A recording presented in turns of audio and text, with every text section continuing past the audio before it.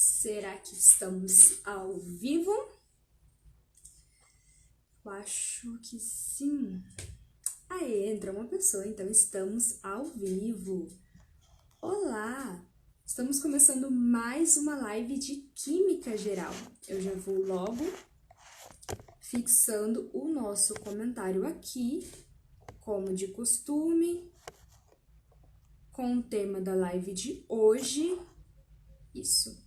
E o nosso código do Google Sala de Aula. Você que entrou, está me ouvindo, consegue me ver e me ouvir perfeitamente. Se você consegue me ver e me ouvir, manda um joinha para eu ficar ciente. Enquanto isso, eu vou tomando uma água.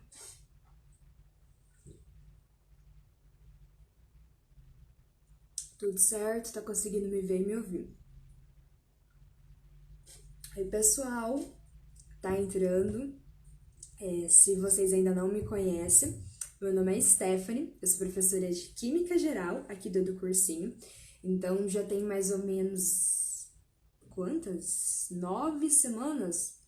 Já temos mais ou menos umas 9, 10 semanas que nós iniciamos o estudo de Química Geral e iniciamos as nossas lives e a disponibilização do nosso conteúdo. Então, para você que ainda não está acompanhando o conteúdo, se liga, hein? Entra lá no Google Sala de Aula, pede para participar de uma turma. Com esse código aqui, você consegue participar da nossa turma de Química. Então, o código é MMB34TL. Então, digita lá Google Sala de Aula, pede para participar de uma turma e só colocar esse código que você já estará na turma de Química. Não só de Química Geral, mas de Química, que tem todas as químicas. Geral, orgânica, física, química... se não me engano, são essas 3. Então, bem-vindos a mais uma live. Meu óculos está dando bastante reflexo, só que se eu tirar eu não enxergo vocês. Então, vamos dar continuidade. Hoje, como prometido, eu trouxe para vocês a segunda parte de geometria molecular. Mas hoje a live vai ser um pouquinho diferente. Por quê? Nós vamos dividir a live em 2 partes.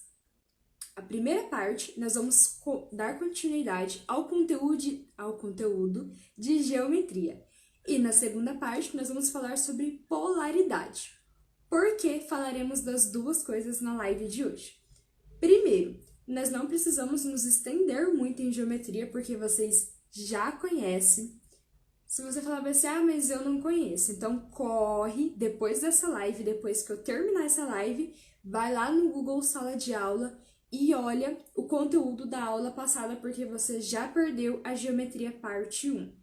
Então, esse primeiro momento da live, eu vou dar outros exemplos de geometrias para vocês, algumas geometrias um pouco mais complexas, e na segunda parte da live eu vou falar de polaridade, que assim, tem tudo a ver com geometria molecular também, e também tem tudo a ver com conteúdos que nós já aprendemos aqui em Química Geral.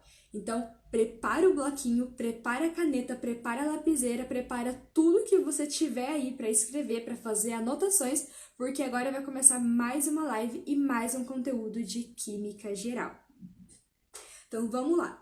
Antes da gente começar a nossa primeira parte, que é falar de geometria molecular, antes da gente dar continuidade no assunto de geometria, nós vamos relembrar algumas coisas. A parte de geometria que eu trouxe para vocês hoje, eu não vou ficar explicando tudo novamente, porque eu falei para vocês que vocês precisavam entender bem o que eu ia passar na aula passada, porque a aula de hoje ia ser só um pontinho da continuidade, só um raminho ali de continuidade de geometria. Então, não vou me estender muito, precisam voltar na aula passada para poder ficar meio que situado, mas se você assistiu a aula passada, show, você vai tirar de letra. Então, vamos lá. Vamos relembrar alguns pontos, vamos dar uma pincelada aí no assunto, para a gente não ficar meio perdido.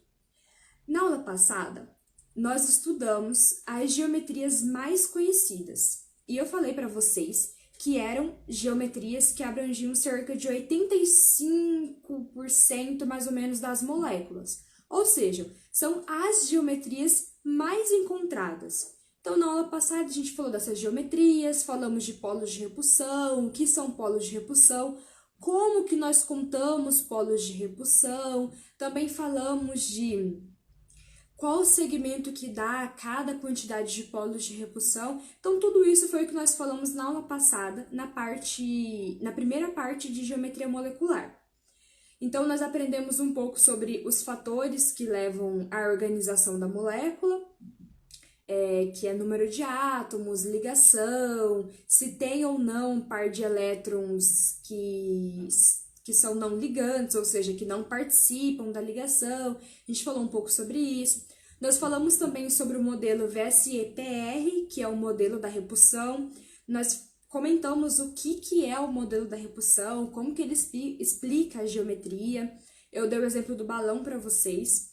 E através desse modelo, VSEPR, modelo da repulsão, nós aprendemos 3 passos para determinar a geometria molecular, para determinar a geometria de uma molécula.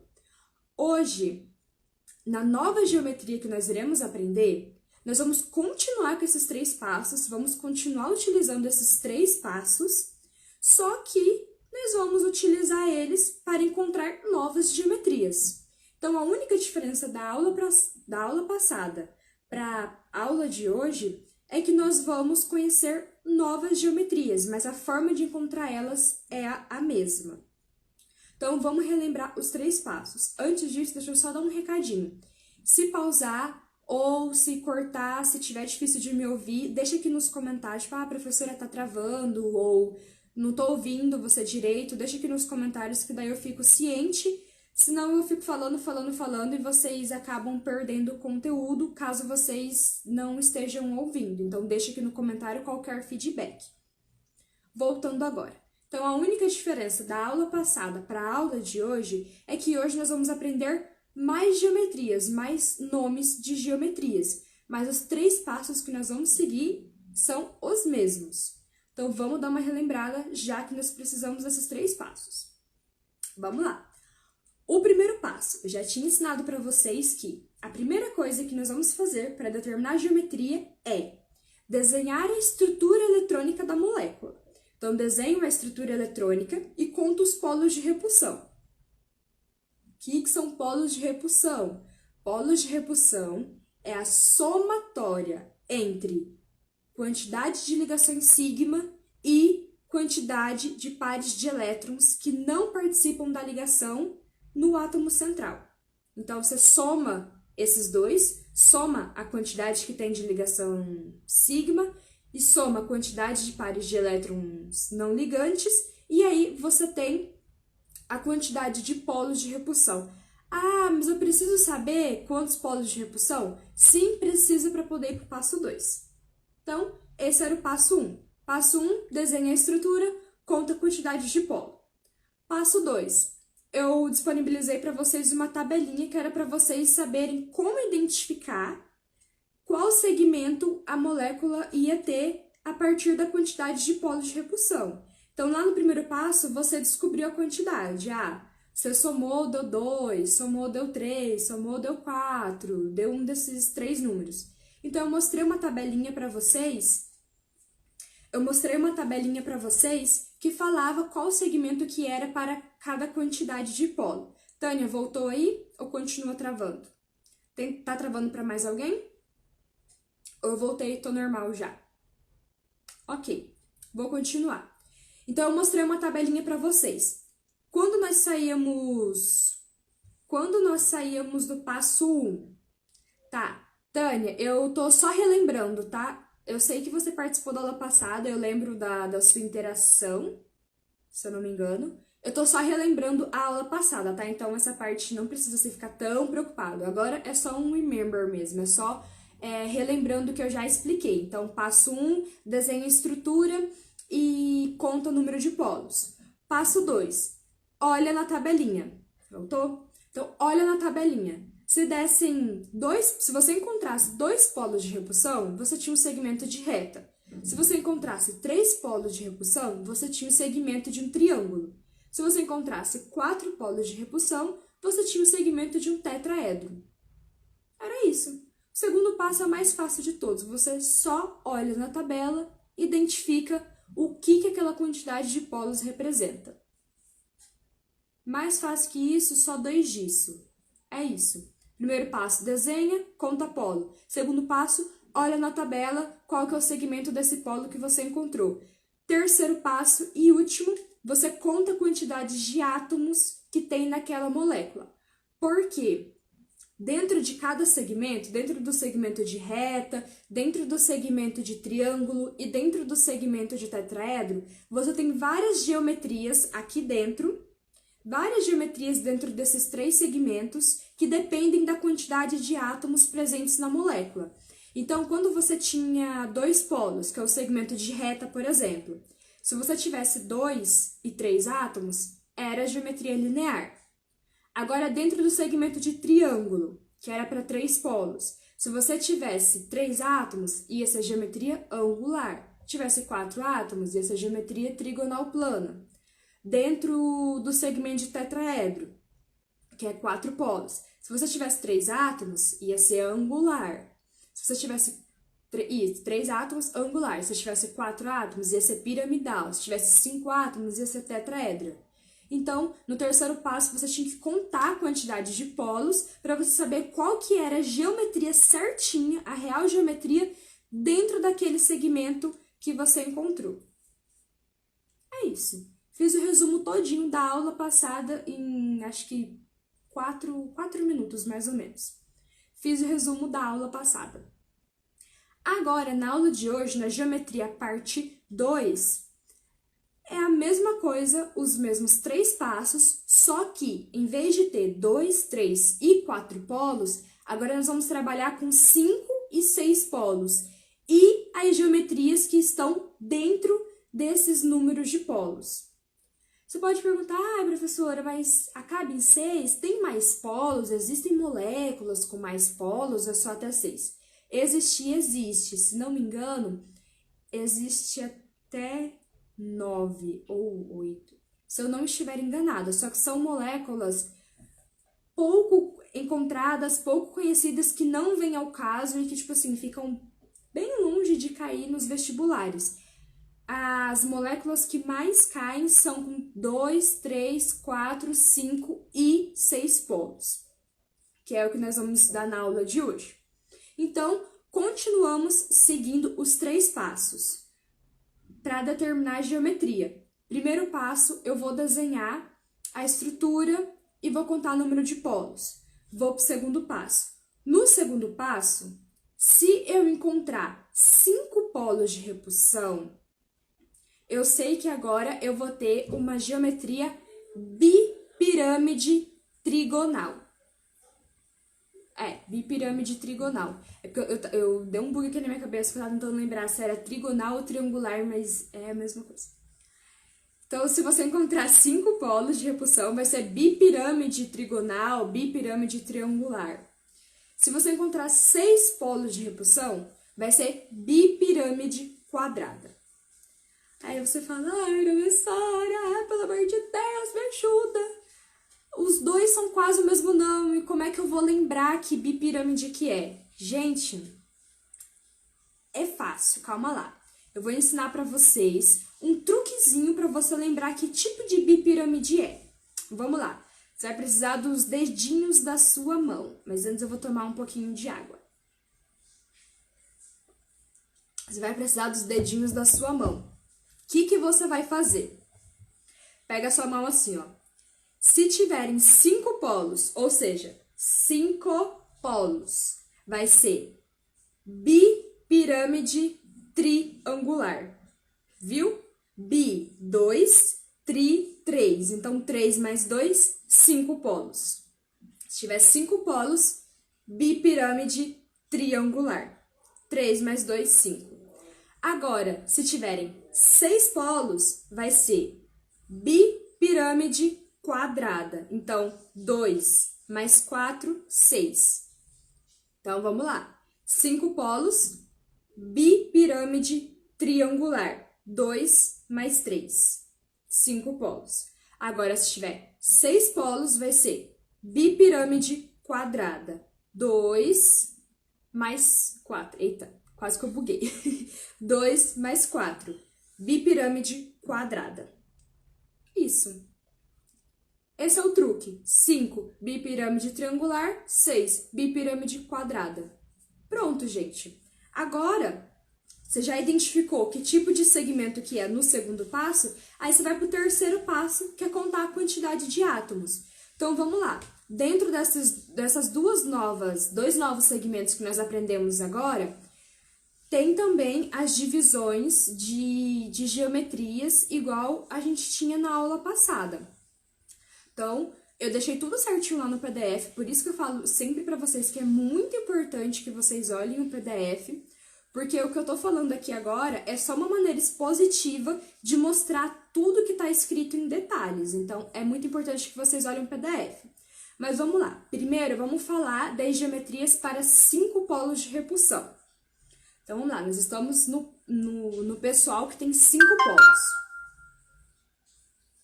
Alguma coisa fez um barulho aqui. Pessoal que tem 5 polos. Se tiver 5 polos e 3 átomos, ou seja, tem 3 átomos naquela molécula, então a geometria é linear. Isso mesmo, linear. Agora, se você tiver 4 átomos naquela molécula, a geometria é chamada de geometria T. Lá no PDF, eu deixei de propósito, eu não trouxe todas as imagenzinhas aqui, que é para vocês verem lá no PDF, para vocês ficarem curiosos, para ver lá no PDF. Eu coloquei algumas imagens em 3D, para vocês verem certinho como que é a geometria da molécula. Então, essa de T, por exemplo, é muito interessante, porque literalmente o arranjo espacial da molécula forma um T. Então, é muito interessante que vocês abram o PDF e vocês vejam a representação em 3D que eu coloquei lá, porque tá bem legal. Então, se tiverem 4 átomos dentro do segmento de 5 polos, a geometria é chamada de T. Agora, se tiver 5 átomos, a geometria é chamada de gangorra.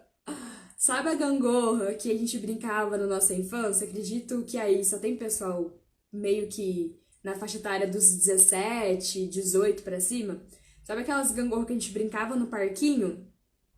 Que tem, é mais ou menos como se fosse, tipo, dos 2 pezinhos assim e a parte da gangorra. Não sei se deu pra ver muito bem, então corre no PDF, porque no PDF dá pra ver certinho.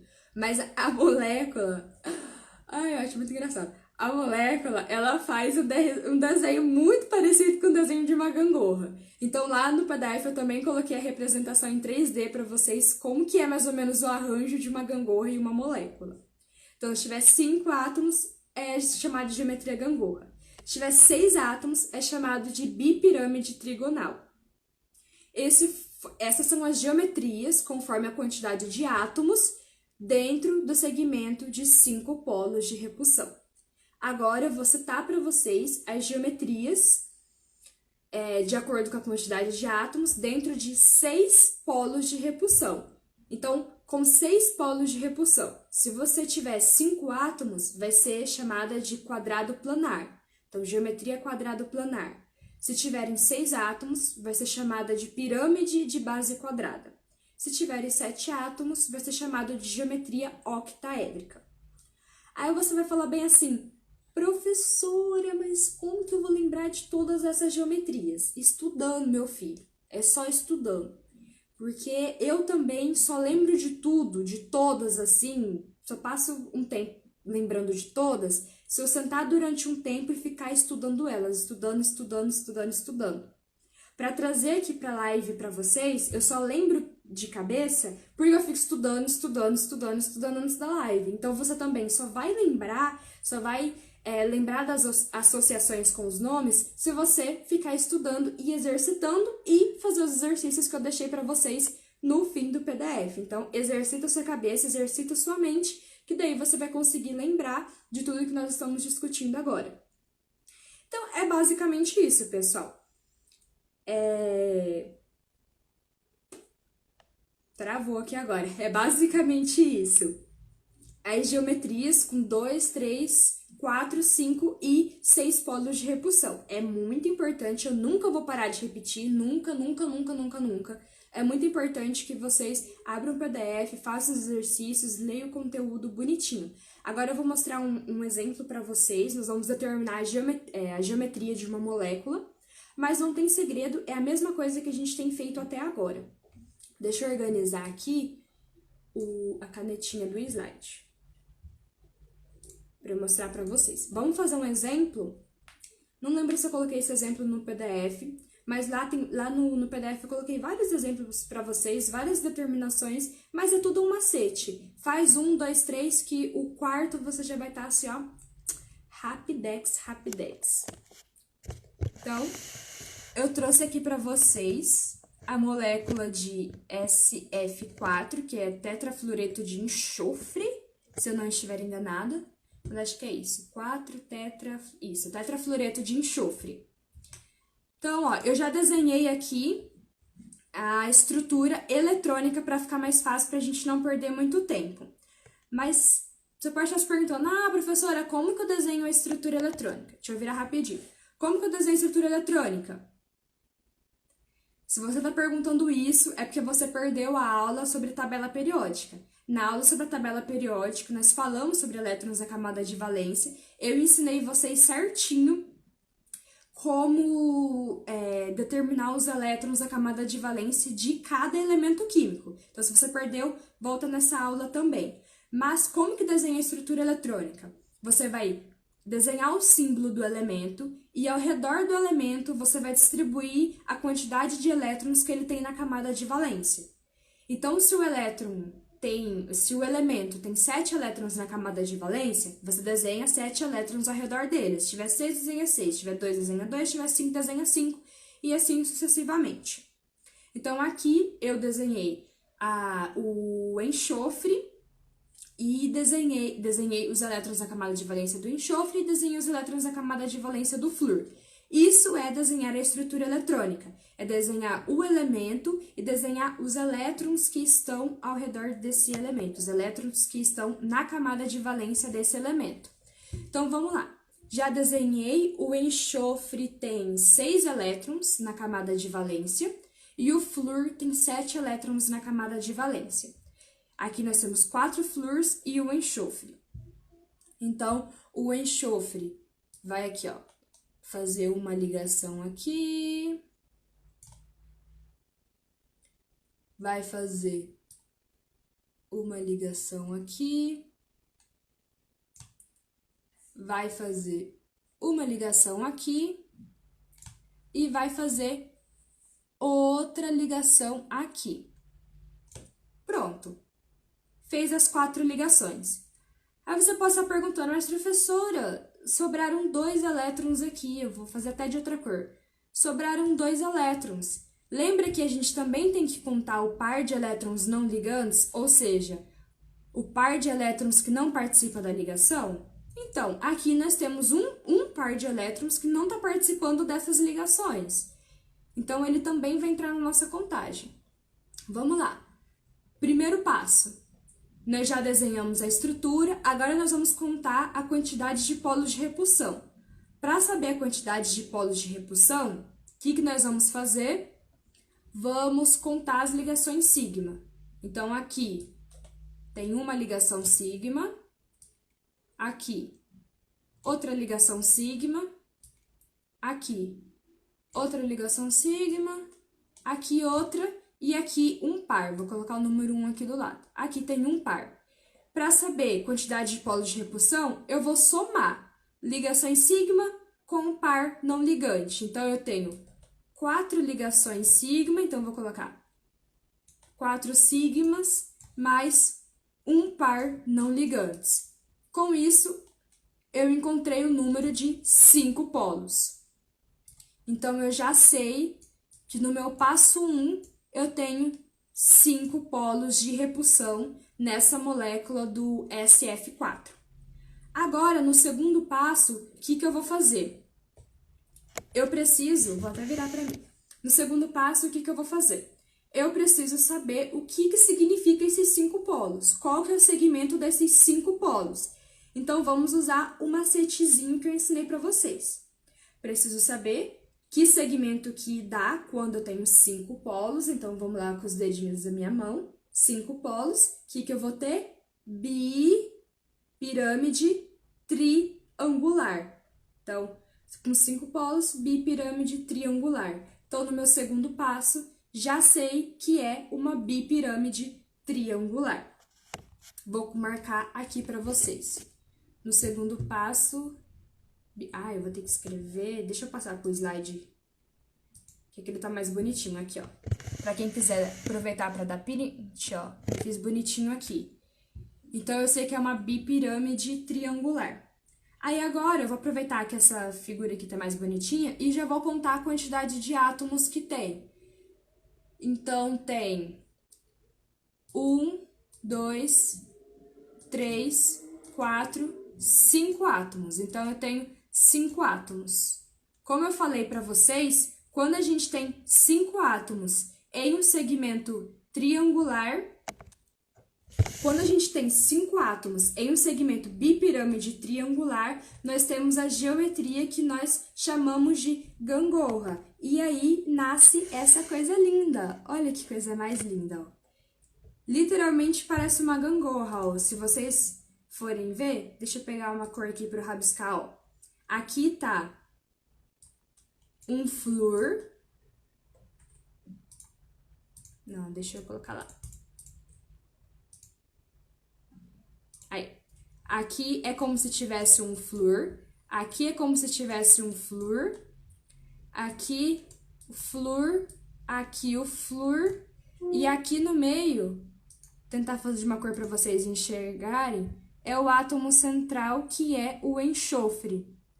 Aí vocês podem estar se perguntando, ai, professora, mas e esse amarelo, esse de cor amarela que está aí na parte de cima?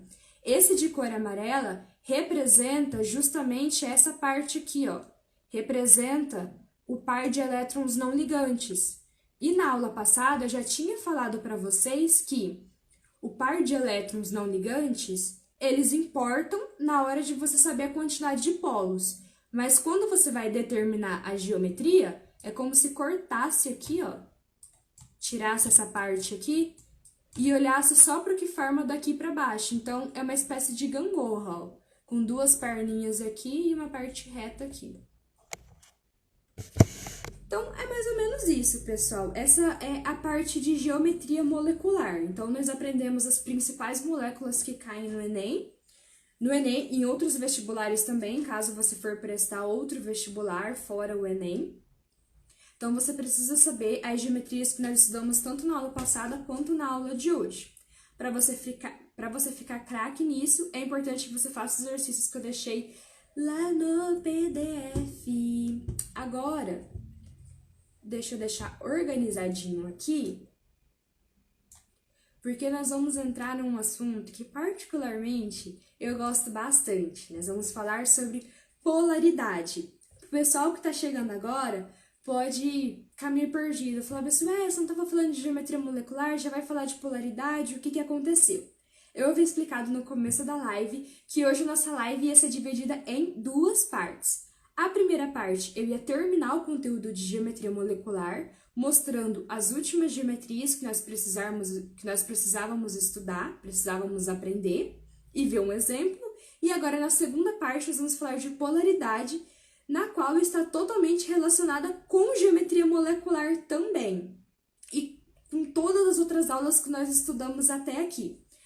E polaridade também é um assunto bem cobrado no Enem, por isso que é importante que você entenda essa aula, tire as dúvidas, olhe o PDF, faça exercícios e estude para o Enem. Polaridade. O que é polaridade? Por que polaridade tem a ver com geometria e tem a ver com tudo que nós estudamos até agora? Por quê? Nada mais, nada menos que polaridade é, de uma forma bem simples, é você saber se aquela substância, se aquele composto tem polo ou não. Como assim? Vamos lá. Quando a gente fala de polaridade, nós interpretamos como encontrar polos na substância, encontrar polos no composto. Mas para fazer isso, para você saber se o composto é polar ou não, para você saber se aquela molécula é polar ou não, para você saber, para você conhecer a polaridade, você precisa conhecer as duas formas de se ter polaridade. Você precisa conhecer os dois tipos de polaridade, as duas vertentes da polaridade. Primeiro é a polaridade das ligações e segundo é a polaridade das moléculas. Você pode pensar, professora, você pode se perguntar, professora, não é a mesma coisa? Não, não é a mesma coisa. Quando nós estamos falando de polaridade das ligações, nós estamos nos referindo justamente àquelas ligações que nós aprendemos. Ligações iônicas, ligações covalentes, lembra? E quando nós estamos falando da polaridade da molécula, nós estamos falando do todo, do resultado final do todo. Pode ser um pouco confuso agora, porque você ainda pode estar se perguntando, mas muda se a ligação é polar, a molécula pode ser apolar? Muda, e no decorrer da aula vocês vão entender por que muda de um tipo de polaridade para o outro. Então, primeiro vamos focar na polaridade das ligações. Então, vamos lá. Polaridade das ligações. Eu vou explicar para vocês primeiro a polaridade em questão da ligação covalente, porque vocês vão ver que quando vocês aprenderem a covalente, entender a iônica vai ficar muito mais fácil. Entender a iônica vai ficar, até subjetivo, sabe? Então, primeiro, em questão da polaridade das ligações, vamos falar das ligações covalentes. Lembra? Aquelas ligações onde há compartilhamento dos elétrons, onde os átomos, eles compartilham os elétrons uns com os outros. Então, o que acontece na polaridade da ligação covalente? É mais ou menos assim. Se você tiver a ligação polar, eu já vou resumir. Se você tiver a ligação polar, se aquela ligação for covalente polar, quer dizer que tem a formação de polos naquela ligação. E se você tiver uma ligação covalente apolar, quer dizer que não tem formação de polos. Mas como que se dá essa formação de polos? Como que eu sei se forma polos ou não?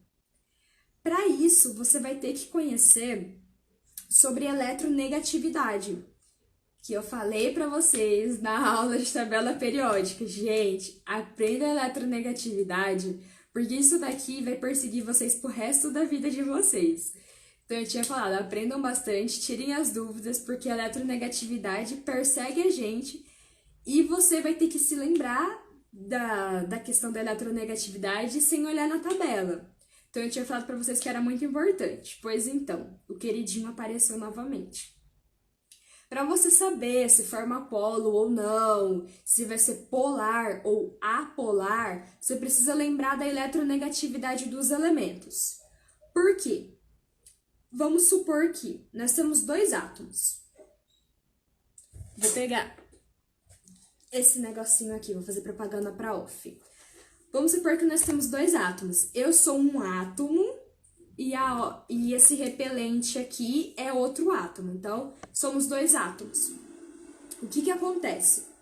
O átomo do elemento que é mais eletronegativo, ou seja, que tem maior tendência de atrair os elétrons, o que vai acontecer? Por mais que nós dois estamos tendo uma ligação covalente, por mais que nós dois estamos compartilhando elétrons, entre nós vai existir uma certa disputa, vamos chamar assim. Vai existir uma certa competição para ver quem que fica com os elétrons por mais tempo perto de si. Então eu vou olhar pro querido aqui e falar bem assim, você tá compartilhando comigo, eu compartilho com você, legal, viu? Beleza, muito beleza. Só que eu quero os elétrons mais perto de mim por mais tempo. Aí ele vira pra mim e fala bem assim, não, mas eu quero os elétrons mais perto de mim por mais tempo. Então fica meio que uma disputa, meio que uma competição. Eles compartilham os elétrons, só que um quer manter os elétrons mais perto de si por mais tempo do que o outro. E quem ganha essa competição? Quem ganha essa disputa? Ganha o elemento que for mais eletronegativo. Por quê? Se ele é mais eletronegativo, ou seja, se ele tem mais tendência de atrair os elétrons vão ficar mais pertinho dele. Então, se eu for mais eletronegativa do que esse daqui, eu falo bem assim, olha, me desculpe, você pode até querer, mas eu tenho a maior tendência de atrair os elétrons, então os elétrons vão ficar por mais tempo perto de mim. quando isso acontece, quando a gente tem esse cenário que um elemento é mais eletronegativo do outro, mais eletronegativo que o outro, e ele consegue atrair os elétrons para ficar mais tempo perto dele, isso gera um polo. E quando o elemento ele atrai, os elétrons ficam ali pertinho, aquele que atraiu gera o polo negativo e também fica com carga parcial negativa. E, consequentemente, o outro átomo, o átomo do outro elemento, que ali fica sozinho, solitário, com os elétrons mais tempo lá perto do amiguinho do que perto dele, ele vai ficar com um polo positivo, vai ficar com um polo contrário e também com a carga parcial contrária, vai ficar com a carga parcial positiva. Então é mais ou menos isso, pessoal. É desse jeito que a eletronegatividade influencia na polaridade da ligação covalente. Quando um átomo de um elemento é mais eletronegativo do que o outro, os elétrons ficam por mais tempo perto dele, porque ele tem maior tendência de atrair esses elétrons, então fica mais tempo perto dele e ele forma um polo negativo. Consequentemente, o outro átomo envolvido naquela ligação fica com um polo positivo, com um polo contrário. E aí surge a ligação covalente polar. Quando tem a formação desses polos, quando um fica com polo negativo e o outro com polo positivo, nós temos a ligação polar, ou seja, ligação com formação de polos. Agora, quando nada disso acontece, quando não tem a formação de polos, nós temos a ligação apolar. O A já vem justamente de negação, aquela ligação que não é polar, então apolar. É a ligação que não tem polos. Quando que esse cenário acontece? Quando que não tem polos a ligação? Quando os átomos dos elementos, eles têm a mesma eletronegatividade. Ou seja, quando na ligação, os átomos participantes, eles são iguais. Então, por exemplo, na ligação entre dois hidrogênios, que é H2, na ligação entre dois hidrogênios, quem que vai ser mais eletronegativo? Ninguém, porque é o hidrogênio, é 2 vezes ele. Então, a mesma eletronegatividade que um átomo de hidrogênio vai ter, o outro átomo de hidrogênio também vai ter. Cl2 também, que são 2 átomos de cloro. A mesma eletronegatividade que um átomo de cloro vai ter, o outro vai ter. Então, não vai conseguir formar polo, porque os dois têm a mesma tendência de atrair. Aí, um atrai com uma certa intensidade, o outro também atrai com outra certa intensidade, que polo que vai formar? Não consegue formar polo, porque nenhum é mais eletronegativo do que o outro. A tendência dos dois é igual. Então, quando isso acontece, quando tem ligações entre átomos iguais, não tem a formação de polos, então a ligação é apolar. Eu fiz um esqueminha para vocês que já já eu vou mostrar. Mas é mais ou menos isso. Então, quando a gente fala de ligação covalente, a gente pode ter tanto a ligação apolar quanto a ligação polar. Ligação apolar é quando os átomos envolvidos são do mesmo elemento, não tem diferença de eletronegatividade. E ligação covalente polar é quando tem diferença de eletronegatividade, então os átomos são de elementos diferentes e tem a formação de polos. É assim que você encontra a polaridade das ligações covalentes. Aí eu comentei com vocês que a gente ia deixar a ligação iônica por último. Por quê? Já você vai saber. Primeiro eu vou ensinar um macetezinho para você. Você pode estar se perguntando, professora, tá, eu sei, eu olho a eletronegatividade. Aí eu vejo o elemento que é mais eletronegativo, e aí eu sei que ele vai atrair os elétrons para mais perto dele, e ele vai formar o polo negativo, o outro fica com o polo contrário, com o polo positivo. Mas como que eu sei quem que é o mais eletronegativo? Como que eu sei? Pois é, um jeito de você saber é olhando a tabela periódica. Mas, como nem sempre você vai ter uma tabela periódica e você também não pode levar a tabela periódica para o Enem, você tem que se lembrar quem que são os elementos mais eletronegativos da tabela periódica. Tem 1001 macetes na internet que ensinam você a lembrar quais são as iniciais dos elementos que têm maior eletronegatividade. Tem uns macetes mais fáceis, mais difíceis, mas eu trouxe para vocês um macete que eu aprendi. Eu sei que tem macete mais fácil, mas eu trouxe o que eu aprendi, que é o von Clobriski pH. Lindo, né? Von Clobriski pH. Von Clobriski pH. O que é isso? Cada inicial do que eu falei representa a inicial de um elemento químico. Então, von, flúor, oxigênio, nitrogênio. Aí vem cloro, aí brisque, bromo, iodo, enxofre, carbono e pH, fósforo e hidrogênio. É meio difícil, né? Eu sei, mas eu deixei lá no PDF para vocês esse macetezinho certinho para vocês ficarem repetindo várias vezes e lembrar desses 10 elementos químicos. Por quê? Essa é a ordem decrescente da eletronegatividade, ou seja, do mais eletronegativo, que é o flúor, para o menos eletronegativo, que é o hidrogênio. Então, eu coloquei esse macete para vocês lá no PDF, para vocês ficarem repetindo e lembrarem da ordem dos elementos, porque quando vocês forem analisar a polaridade, vocês precisam se lembrar dessa ordem. Tem alguns outros macetes, que é tipo assim, fui a tal lugar e deu errado e fui parar em tal lugar, é alguma coisa assim. Mas se você achou esse macete difícil que eu falei pra vocês, von Clobriski pH, pesquisa outros macetes na internet, porque quanto a isso, não precisa ficar se preocupado que tem de monte aí na internet. Então, quando vocês forem ver a polaridade de uma ligação, é importante que vocês lembrem qual que é o átomo mais eletronegativo envolvido ali e, se são átomos do mesmo elemento, é apolar, porque não tem diferença na eletronegatividade. Isso para ligação covalente. E para ligação iônica, o que acontece? Bom, para ligação iônica é meio que subjetivo. Por quê? Lembre que na ligação iônica não acontece o compartilhamento de elétrons. Para a ligação iônica acontece a transferência de elétrons. Ou seja, um átomo de um elemento transfere elétrons para outro. Só que essa transferência só acontece quando se tem um átomo de um elemento mais eletronegativo do que o outro. Por quê? Porque um vai ter que doar e o outro vai ter que receber. Então, alguém tem que ter tendência maior de receber. Senão, como que eu vou doar para alguém que não está querendo receber o elétron? Alguém vai ter que ser mais eletronegativo. Vai ter que existir uma diferença de eletronegatividade.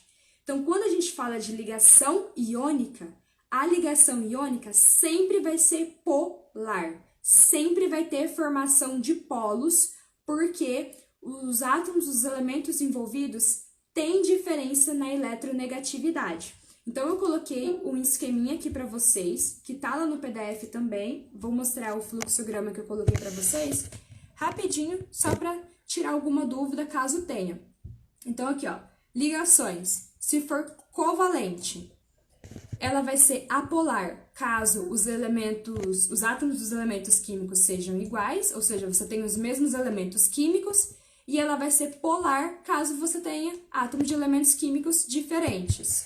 E na ligação iônica sempre vai ser apolar, porque sempre tem diferença de eletronegatividade, sempre tem elementos químicos diferentes envolvidos. Então é isso.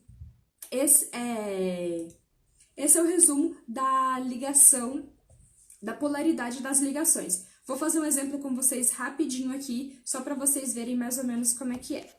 Eu trouxe aqui para vocês o HCl, o ácido clorídrico.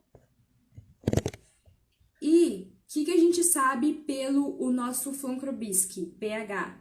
Que o cloro é mais eletronegativo do que o hidrogênio. Então, o cloro vai puxar os elétrons para mais perto dele. O cloro vai puxar para mais perto dele. Então, como eu havia comentado com vocês, Aqui vai formar o polo negativo. Negativo, ele também vai ficar... Eu não sei fazer aquele negocinho aqui, ó. Aí, vai ficar com carga parcial negativa, que eu já comentei. E o hidrogênio vai ficar, consequentemente, com o polo contrário. Vai ser o polo positivo. E vai ficar com carga parcial... Eita, que negócio feio! Com carga parcial positiva. Cloro mais eletronegativo, hidrogênio menos eletronegativo, então os elétrons têm tendência de ficar mais perto do cloro por mais tempo, então o polo negativo fica no cloro e o polo positivo fica no hidrogênio. Isso, basicamente isso. Mas, além da polaridade das ligações que eu falei para vocês, tem a polaridade das moléculas. O que é a polaridade das moléculas? É basicamente assim, tudo que nós conversamos na polaridade das ligações, tudo que a gente conversou até agora, a gente viu que forma o polo negativo, forma polo positivo, aí a ligação é polar e tudo mais. Quando a gente tem uma ligação polar, quando a gente vai ver a polaridade daquela molécula, a gente tem que analisar os vetores que estão envolvidos. Ou seja, a gente tem que analisar qual que é o sentido dessa polarização, qual que é o sentido da eletronegatividade, porque tudo que a gente estudou tem um sentido. A parte de vetores fica lá para física, aqui para química você não precisa lembrar de todos aqueles conceitos e tudo mais. Você só precisa saber o que acontece com esses vetores dentro da molécula. Então, quando a gente tem a molécula polarizada, ou seja, que tem polos, esse polo vai ter um sentido. Tem vetores que têm sentido, tanto os positivos quanto os negativos. Então, tanto para o polo negativo quanto para o polo positivo. O que acontece? Nós fazemos a somatória desses vetores que estão envolvidos. Fazemos a somatória de todos os sentidos de todos os vetores envolvidos. E a somatória desses vetores é chamado de momento dipolo. Momento de dipolo. Ou seja, é um vetor resultante que nós chamamos de momento de dipolo. Mas e aí? Como que eu vejo isso numa molécula? Você pode estar se perguntando. O que vai acontecer? Na molécula, você vai ver qual que é o sentido da eletronegatividade, em que sentido que a eletronegatividade está seguindo. E aí você vai fazer a somatória de todos esses vetores que estão envolvidos nesses sentidos. Se o vetor resultante, ou seja, se o resultado dessa somatória for igual a zero, ou seja, se for um vetor nulo, se ele se anular, é porque você tem uma molécula apolar. Agora, se o resultado dessa somatória não for zero, for diferente de zero, é porque você tem uma molécula polar. Então, se o meu vetor resultante, se a minha somatória de vetores, ela der igual a zero, a molécula é apolar. Agora, se der diferente de zero, é porque é polar, é porque eu tenho a formação de polo naquela molécula. Vale ressaltar que o momento de polo, o vetor resultante, tudo isso, ele é representado pela letra grega? Acho que é grego. É o Mi, se eu estiver errada, gente, pelo amor de Deus. Vamos disfarçar. Mas é representado pela letra, acho que grega, que é o Mi. Então, eu vou mostrar para vocês como que a gente define isso através de um exemplo.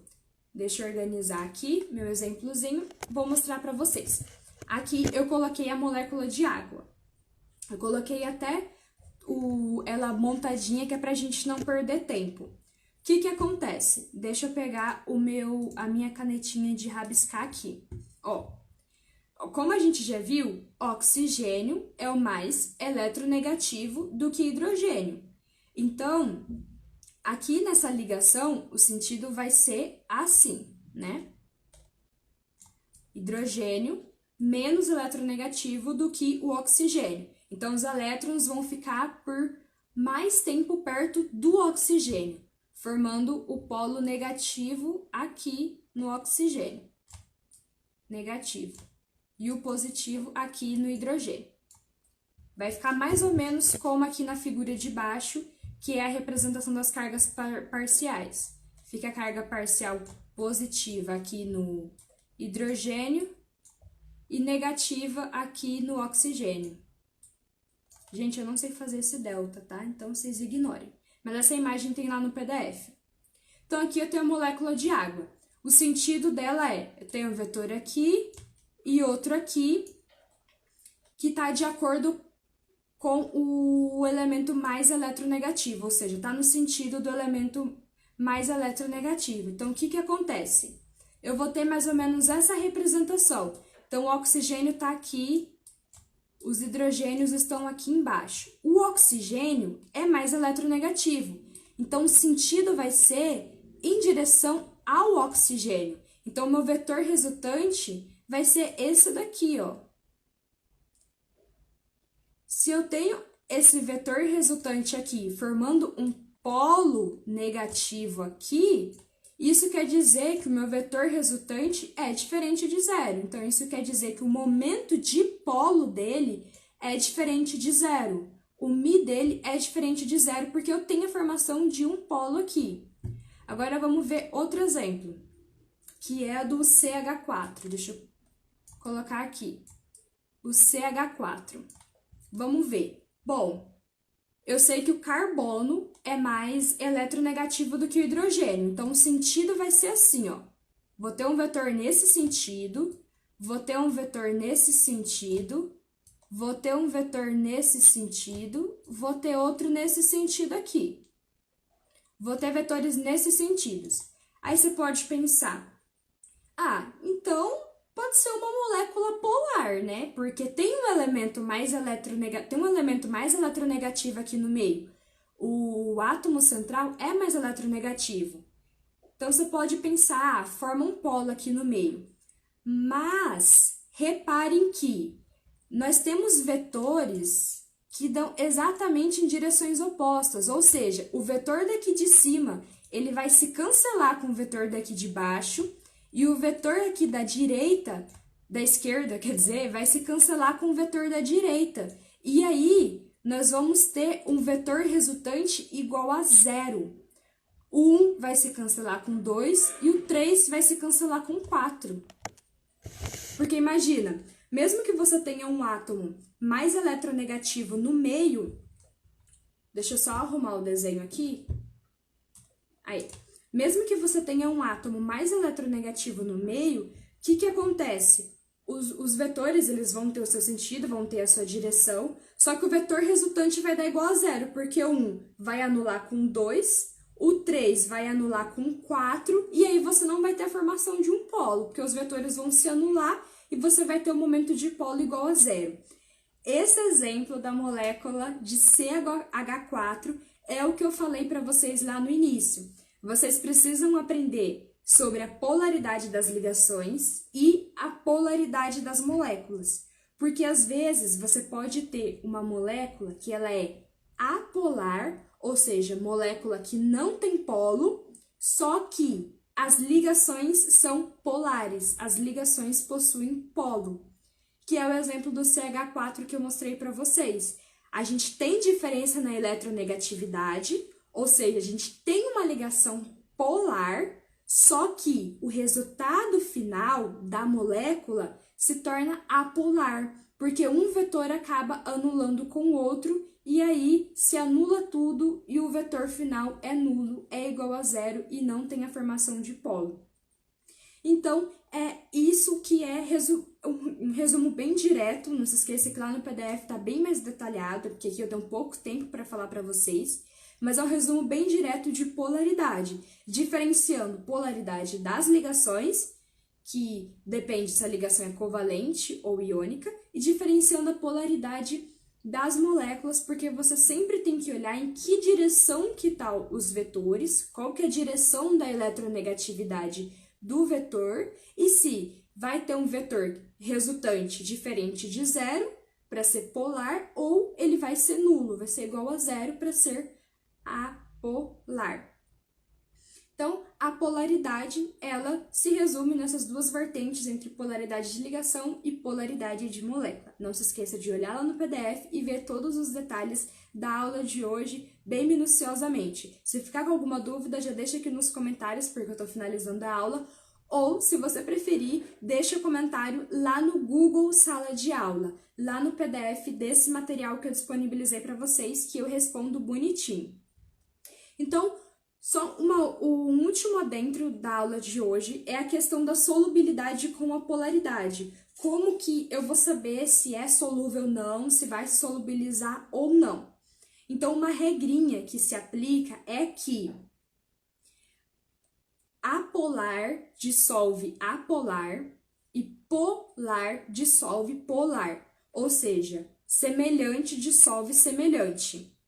Ele só vai dissolver se ele for igual a ele. Então, polar.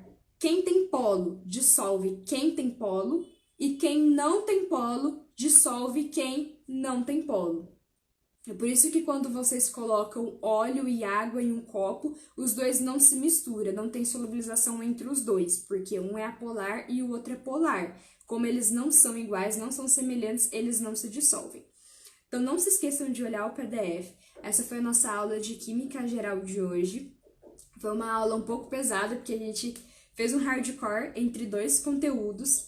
Então, não se esqueça de olhar todos os detalhes lá no PDF, lá no Google Sala de Aula. Se ficou com dúvida, deixa lá, não tenha vergonha, eu tiro todas as dúvidas de vocês. Então, não deixa passar batido, porque vocês estão percebendo que um conteúdo é acumulativo com o outro. Se você não lembra o que é ligação covalente, o que é ligação iônica, você já não entende geometria molecular, você já não entende polaridade, você já se perde em todas as bolhufas. Então, olha todos os PDFs lá no Google Sala de Aula, fica antenado, bota o conteúdo em dia. Agora, o último momento da live é só para dar um recadinho para vocês. Amanhã a gente vai ter uma live super especial.